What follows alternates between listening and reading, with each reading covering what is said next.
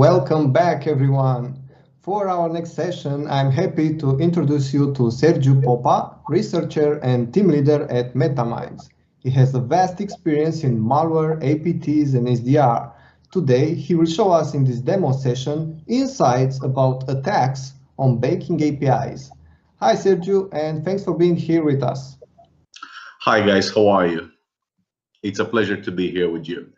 So I would start, I think the allotted interval of time is within 30 minutes or so for this presentation. So in unusual style, I like to interact with the audience, but this might not be the adequate moment to do so. So a brief introduction about myself. My area of expertise are malware reversing and malware analysis, exploit development, and web apps, SDR.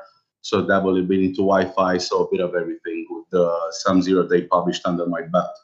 So the motivational cause for today's speech, being aligned, sort of speaking, with today's priorities, where it would seem that in the times of COVID, there's a strong propensity for the attackers to actually prey on the victims who work at home, because obviously they are less protected.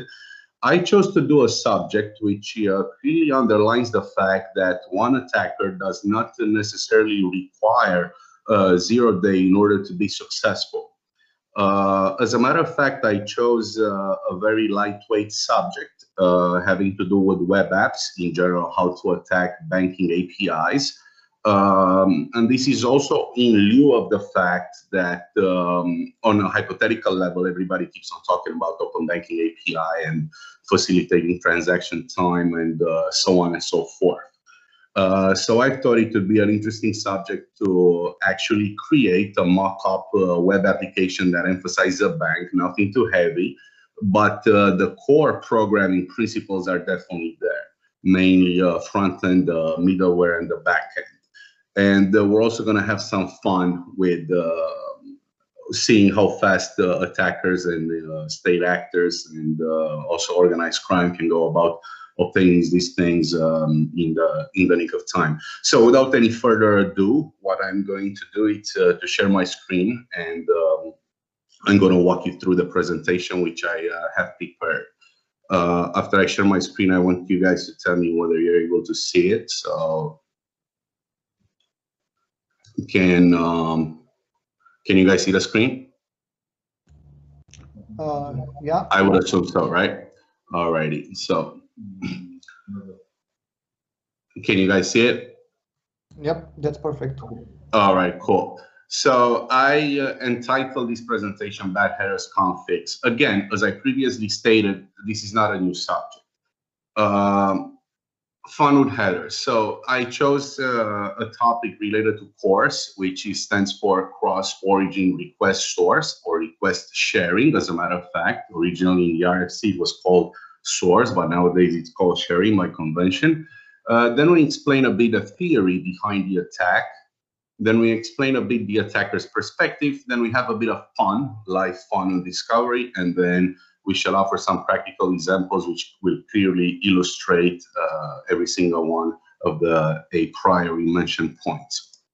So what are CORS? So cross-origin request sharing, it's basically an HTTP header. We all know that the HTTP protocol, it's a stateless protocol that is usually controlled by cookies. But in the case of the APIs, cookies are not the way to go. Usually we use validation tokens.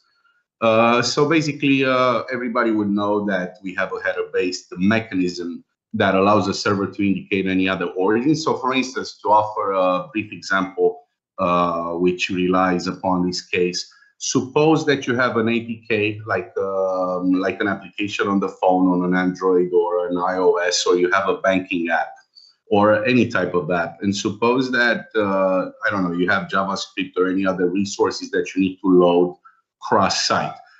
So usually, again, this is not to be misunderstood, and we are not talking about cross-site request forgery, which actually comes pretty close to this vulnerability, but using this, we could exploit both. So everybody could pretty much read about this, what it means. There's a lot of code. There's nothing special about it. Our scenario is the following. So suppose the victim, which is the legitimate user, he logs in into a vulnerable application, in this case, a bank. What the front end does, usually via the middleware, it makes calls to an API backend. And now all the attacker has to do, if the proper circumstances are to be met, he has to send a crafted web page with no links involved whatsoever. So basically, there are a few methods, a couple of ingenious methods. Of course, the most regular one, I would say, if we were to quantify such an objective in the conversation, would be to send the user benign looking email into which basically he just loads a web page. That's about it. So basically, you could picture the following situation. I'm sending you an email where my signature header gets loaded, bam. And that's that. And then the user makes a request on the hacker's behalf. Usually what we're looking for whenever somebody codes, it's are the following headers. So access control, allow origin, wildcard, this means from everywhere, and access control, allow credentials, true. So the regular myth in computer security is the following, that while allow credentials it's set to true, usually the browser, in a way, in such a manner which enables itself to protect the end user, would have to automatically place a wildcard on the access control allow origin header in order to protect the user. So wildcard usually means a no-no. There are actually three variations to this right here. You could have an allow origin of null, meaning it could come from pretty much anywhere. The wildcard, which while using credentials, usually you're not able to make requests. And then of course you could whitelist dynamically domains, and that's a major problem.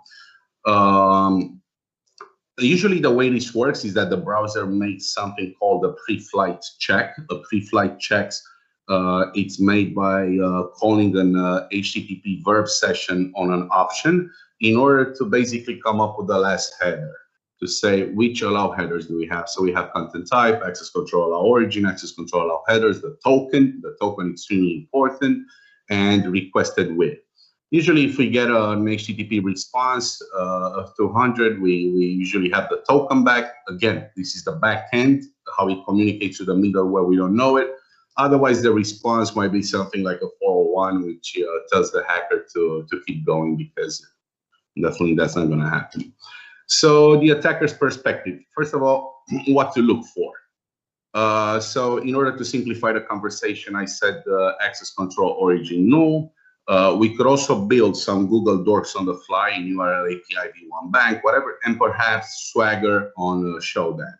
Now, what's Swagger? It's nothing more than a performance API builder, performance tool, which can be attacked in various fashions. Now, let's go ahead. Actually, I want to see if you guys see my browser. I would assume that you do. So basically, if I have such a search in Shodan, right, which would allow my origin to allow such headers, you could see that there are plentiful targets to attack or not. It depends. Some of them might be vulnerable. Now, I forgot to actually introduce a disclaimer before the beginning of this demonstration. I wanted to mention the fact that this demo is for educational purposes only, and I expect everybody to have the complete maturity that whatever they see in here, they do not try to reproduce unless they try to report the vulnerability. Okay, so what do I have? I have access control allow origin wildcard. I could also have it with null. So obviously you could see that there's plenty of fish in the sea, sort of speaking, though. And you could see that the results are quite obvious. Another way that a hacker might go into finding APIs might be like this, though. So in URL, for instance, I'm sorry, I just had that in there. API v1, whatever. And you could see that if I am to go to bank, whatever, I could get a lot of examples. So basically, I don't know what this is right here, but it doesn't really matter. The bottom line is that there's plenty of stuff to go for. Another thing that what hackers could do, and I'm going to give a live example of this right here. I actually mapped my my attack strings from the presentation. So suppose I'm looking for banks or wallets or whatever though. And this is a Java Spring vulnerability that I discovered years ago. It's patched. Again, we're not going to do anything. I'm just trying to give people a feel of what could actually be going on when these APIs are unprotected. So basically, this is a wallet API, and the admin runs on port 8300. So on port 8300, if you see, that's a 404. Every Java expert will know that if we have a trace, then basically you have an authorization header cookie and so on and so forth. And for instance, I could also go and list the admin account and so on. But anyways, I hope this emphasizes the point that, you know, by having these Spring Boot actuators actually exposed, a lot of stuff could go wrong. Years ago, I published a vulnerability regarding this when I managed to open all the SAP HANAs on a global level. So I'm talking about I had control of all of them worldwide. The next slide, I would assume that you see my screen, right? What we did, we built a mock-up of a web application. So the web application that we built, online banking, resides right here. This is a server that I control. Basically, if we were to check the IP address of that server, and I'm doing this for purposes which would later show that the domains have nothing to do with one another. So this is one IP address. So basically, I have test and test. This is a legitimate user who logged in his bank account. And I truly apologize for my front-end skills, but I'm not really that skilled at front-end. So basically, check account balance. This guy has 30 million, right? Now, on a different browser, I'm going to log in as hacker, don't save, account balance 0. This guy has 0. But what I'm willing to do is I'm willing to take you guys to Burp Suite to see exactly what goes on if we were to refresh the page or if we were to log out. So basically, this makes a request to bank, nothing too fancy. Now, if we do, on the other hand, if we were to make a request to the account balance, usually this goes into info, into virtualized. However, this actually goes to a backend, which you're unable to see because we're playing with a middleware. Okie dokie. So on the other hand, the user is logged in here. Let's log out the hacker, because the hacker doesn't really matter. He doesn't have to be logged in. We're going to log him in again. Just kind of loses his session. He's logged out. Boom. And now let's go back here. So this guy, he has his account balance of 30 million. So now, suppose the following. Suppose that given the fact that a hacker has played around with what I call the backend APIs, and not only the backend APIs, like for instance, virtualized info, right? So you would see in here that if I'm sending this, why is the balance unknown? I'm not sending the right headers. So obviously the hacker has no way to play with those. On the other hand, if he were to send this request, he gets a token. On the other hand, if I am to make this right here, to make this request to the backend API, which you see in here, the balance, it's unknown. But on the other hand, if I am to make this request right here, then you would see right off the bat that is the balance. Now, I would have loved to ask the audience what changed. So what changed is that I have this token.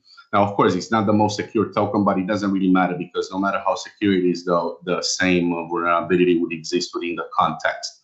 Now, what's definitely extremely important is that the origin here is not reflected. So basically, I could call any origin, but on the other hand, in here, hold on a second. I think I had it someplace here. There you go. So here's what's important. If I say hacker.com, look, it gets reflected. And this is a main vulnerability that you're going to find on a lot of sites. So essentially, this is how you know whether something's vulnerable or not. So now let's actually proceed with the actual attack. So the actual attack, we have a server which is under our control, which is from here. And in this server right here, in the banking app, let's suppose that I want to check this guy's balance, right? So cb.html, I'm pretty sure you see my screen. Basically what it does is that on function load, it's going to send me the balance on the server. And basically the guy doesn't have to do anything. So if I'm sending my victim the link, basically this right here, bank, and then cb.html. First, let's see what my logs are saying. So I only have that. Okay, cool. So now my user, my victim is logged in. So now let's suppose that he clicks on this link right here. In clicking on this link right here, he just got redirected to a page, which was a page of my choice. But basically, if I'm taking a look at my post request, we just obtained his balance. So how was that possible? It was possible because the API was badly set up within a course setting, and we are able, the user just visiting a page, we're able to see his balance. Now, so this is one type of attack. The second type of attack, which did not give me time to prepare, is that by using the same technique that you see in here illustrated, it's possible to access intranet resources of users from an outside perspective. So this gives you the perspective to actually pivot. Now let's suppose that we actually want to transfer, I don't know, 100,000 out of his account. Before we do so, and we transfer this amount to the hacker, let me log into the hacker account so we would see his balance prior to the transfer.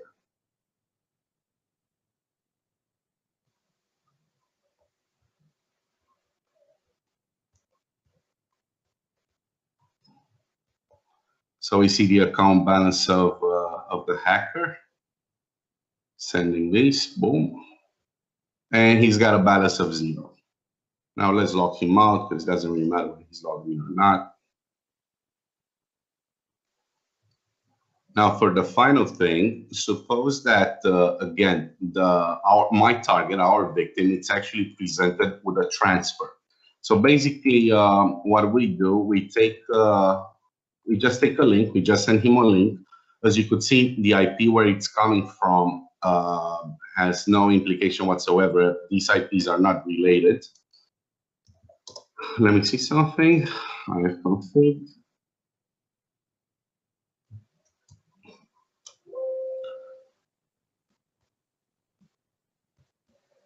Now let's suppose that we go here and we transfer his money. So transfer. So it's a transfer money exploit. You could work with banks, Bitcoins, wallets, and so on and so forth. And obviously, I can virtually write any enticing HTML code here. It all depends on the victim, whether you play with social engineering or not. So let's take a look. Let's see what happens. So the original user, if he takes a look at his balance, 100,000 just went out. And if we log in the hacker, on the other hand,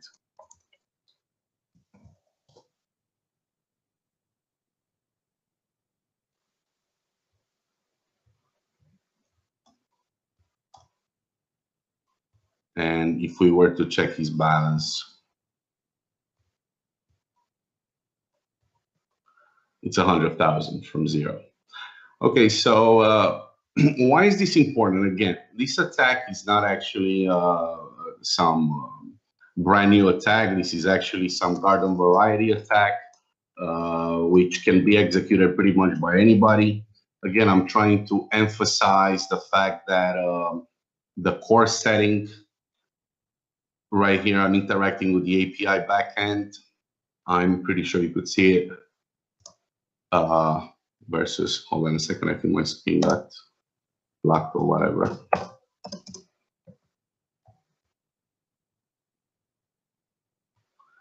There you go. I think it's better if I show this, right?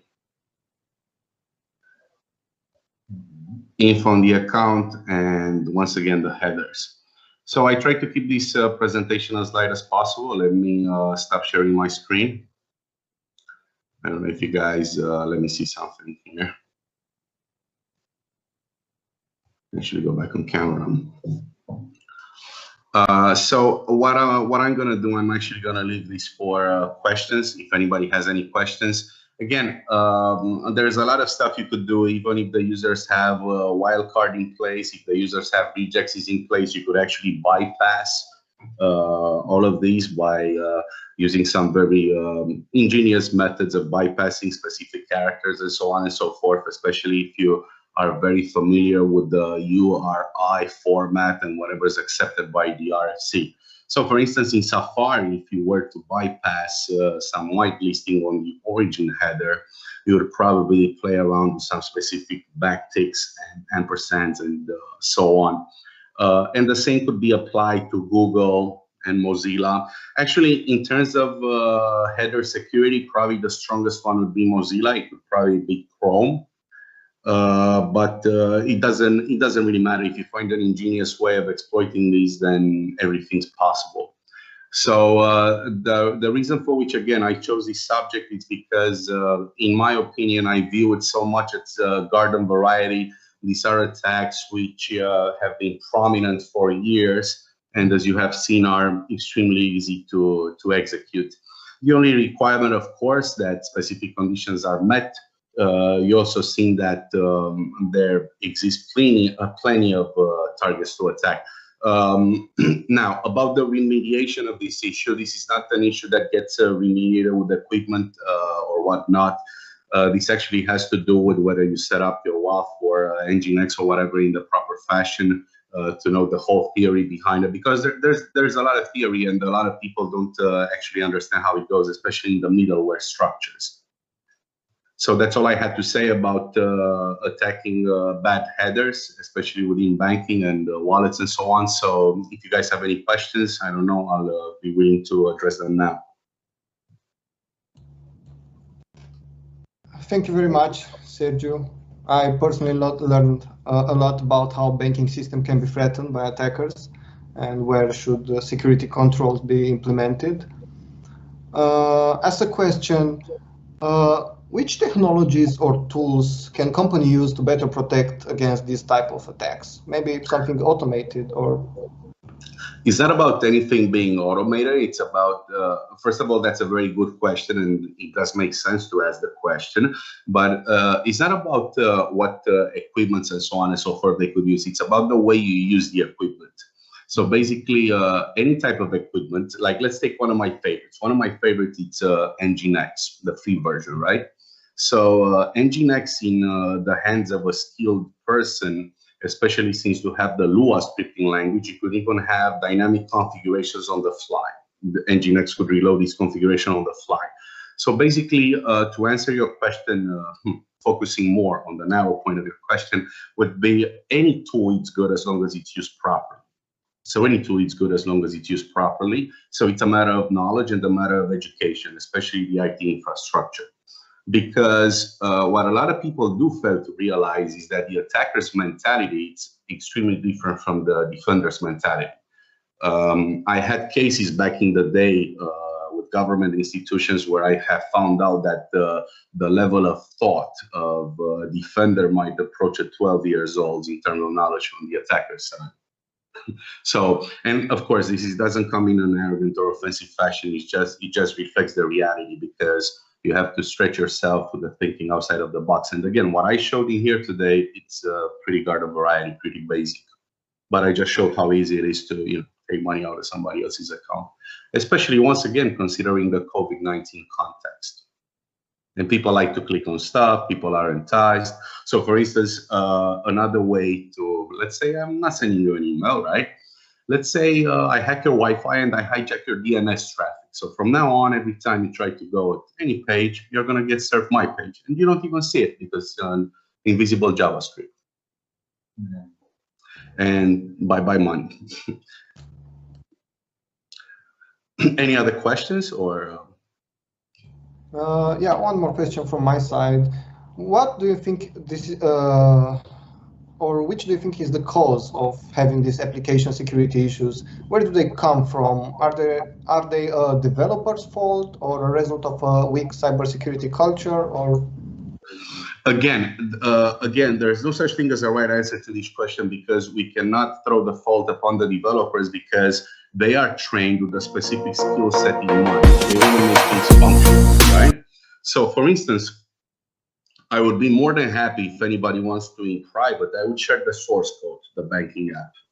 And there should be a test. If we were to ask any developer what's wrong with the code, everybody will tell you the code's fine. And the code is fine because I even place myself in an underdog position to where I'm not interacting directly with the API because this I could do on Google, right? You've seen my Google searches, right? So if I interact directly with the API, that's a major disaster. That's chaotic for them. In this case, I chose to position myself on a lower position to where I make it harder upon myself, to where I also have a middleware. So it boils down to the fact that a skilled attacker, the one who discovers the attack, of course, it's able to actually understand and actually map out the architecture of the application, right? A non-skilled attacker, a script kiddie, will just come and apply the scripts you just wrote and will execute them. And the outcome will be the same though. So it's not about that, it's about understanding the architecture. So from a developer's viewpoint, the code is good. Now you're calling a security expert and he might beg to differ on different subjects, such as whitelisting. For instance, I have seen a lot of cases where everybody whitelists. What do you think is whitelisted the most, like in banking apps and Bitcoin exchange and so on? And this would be a great question for the audience. What do you think is listed the most, whitelisted the most? Google Analytics. And the reason for that is because obviously people are interacting with my app. So what do I do as an attacker? I get a Google Analytics account, and guess what? I'm whitelisted. And in my Google Analytics account, I don't have to write my JavaScript for analytics. I can place any analytics that I want, obfuscated or not, and voila. And again, I'm not going to say any more because I already feel like, this is a major secret of Google Analytics, a dumb secret nonetheless, because everybody should have thought about it. And yeah, it's obvious, right? It's trivial, right? But again, if you do manage to understand your OSINTing of open source intelligence and actually try to understand exactly who to communicate with this app, or basically, if I have a database connector in Java, JDBC, whatever, it doesn't matter whether it could be Hibernate or whatever. I'm giving examples, or Python or Rails or whatever the application case might be. How do I pivot internally? So if I'm able to pivot internally, especially, so there's tons of vulnerabilities which could be exploited in an ingenious way. For the lack of brevity of time, what was chosen to be presented today, in my opinion, again, it's something that's virtually non-existent, should be fixed by everybody. On the other hand, anybody who's going to do research is going to find out that what I'm saying is quite the opposite. And you're going to find a lot of those. And again, whoever wants to interact lately and they want to see the code or ask any other questions, just so you know, they would get a further gain upon the subject, so to speak. Thank you very much, Sergiu. These were all the questions for you. We will now move to our next speaker. Thank you very much. It was a pleasure. Have a great day. Thank you. Thank you.